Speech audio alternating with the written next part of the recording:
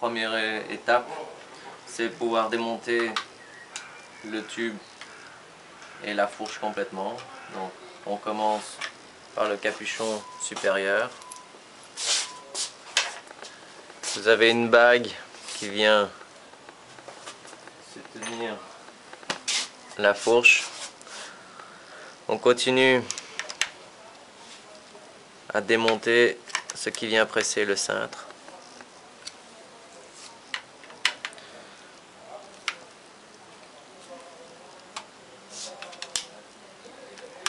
Une fois que l'opération est faite, avant d'aller plus loin, on va aller démonter l'adaptateur qui se trouve sur la fourche.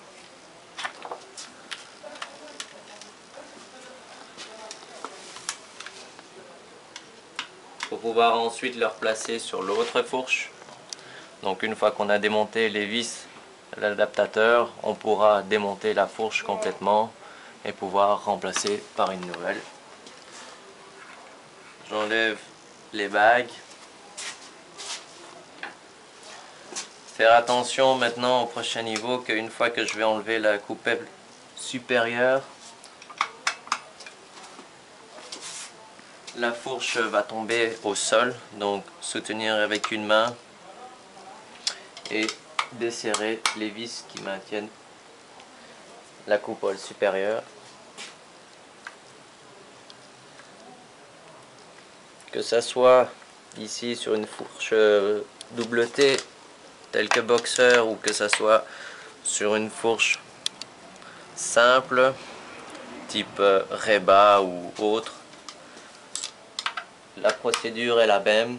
Il faudra juste ne pas démonter la coupelle supérieure, mais vous aurez directement accès après l'enlèvement du cintre.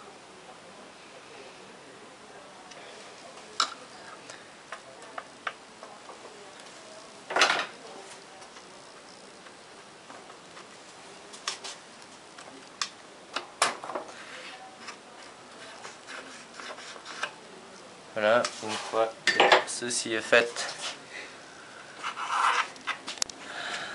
c'est le cache. Vous avez le centreur, le guide pour la fourche,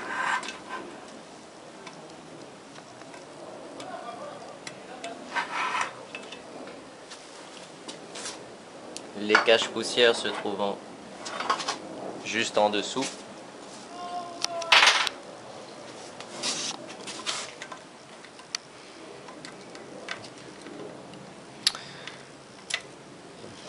Cache poussière, roulement.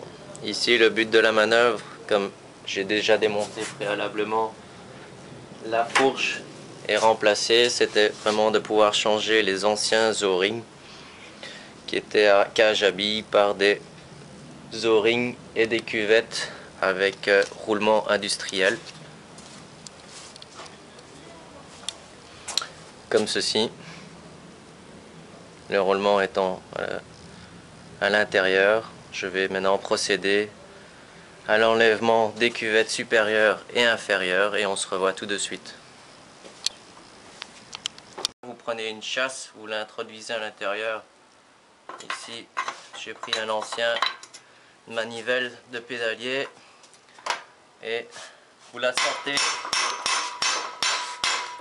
tout doucement.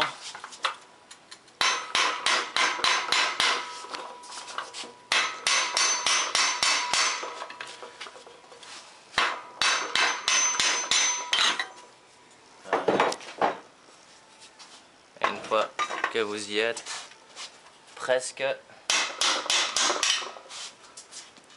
une fois à gauche, une fois à droite,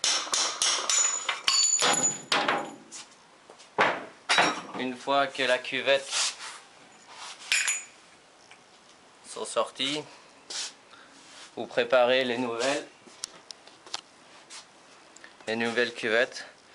Bien nettoyer et dégraisser l'intérieur du tube. Attention pour ceux qui utilisent du carbone, utilisez les bons produits pour pouvoir dégraisser et surtout graisser. Voilà, pour le reste, je vais maintenant à la presse pour pouvoir presser mes deux cuvettes supérieure, inférieure en même temps et on se retrouve tout de suite.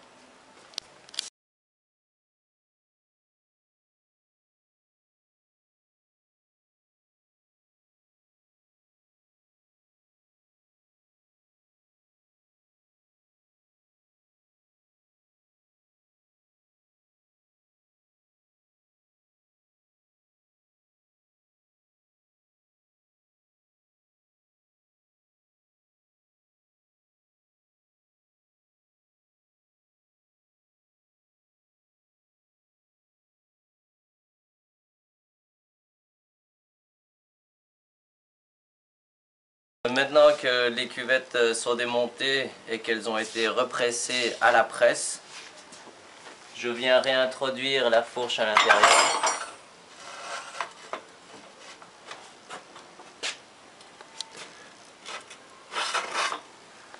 Une fois que la fourche est à l'intérieur, soit monter une bague et ensuite la coupelle, ou inversement, monter directement la coupelle.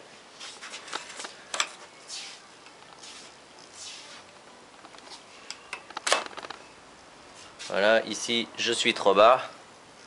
Normalement il doit avoir 2 mm. Donc je vais mettre un épaisseur.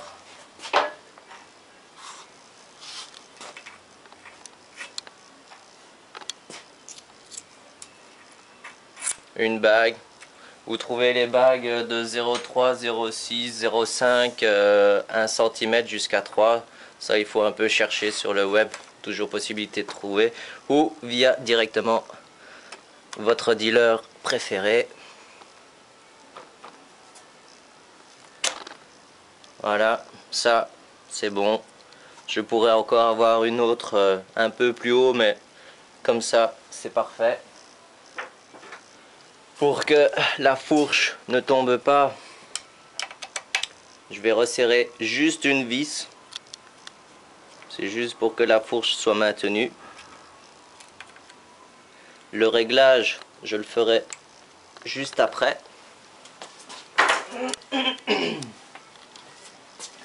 Maintenant, je continue à remettre une bague. Continue, montage du cintre. Toujours pas serrer les vis. Remontage d'une bague.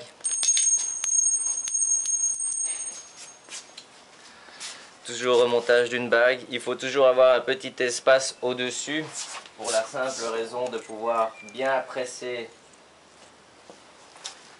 le jeu de direction et d'avoir le meilleur serrage. Alors, ne pas oublier l'étoile. Une fois que vous changez de fourche, vous devez replonger l'étoile à l'intérieur. Pour cela, vous avez un outil. Et si vous n'avez pas l'outil, un peu d'imagination, une bonne vis, quelques douilles, et ça fait l'affaire.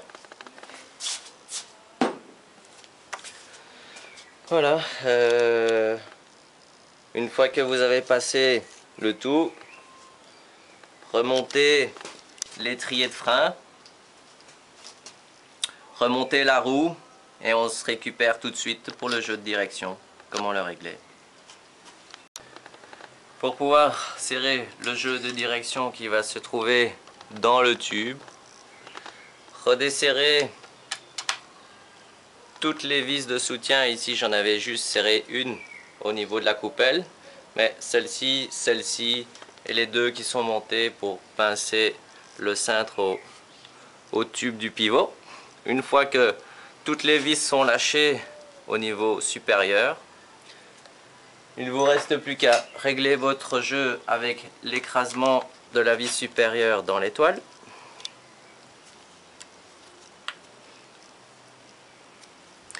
Faites ça progressivement.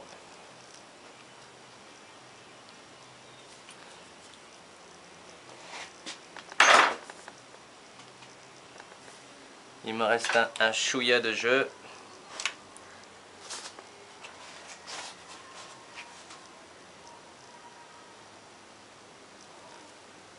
C'est vraiment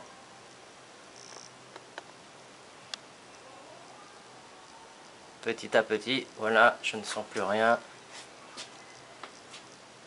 Ça, c'est bon aussi. Une fois que ce jeu-là est réglé avec l'écrasement, pas serré non plus comme un malade, il faut que ça soit serré mais pas à outrance. Il faut juste que ça soit pincé mais pas exagéré.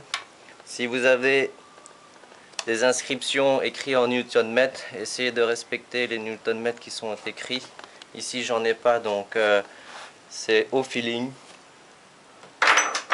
Ensuite, resserrer les deux vis pour le centrage du centre.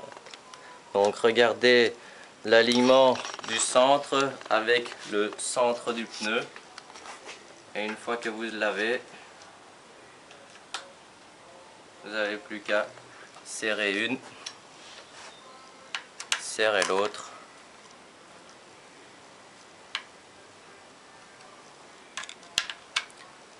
Et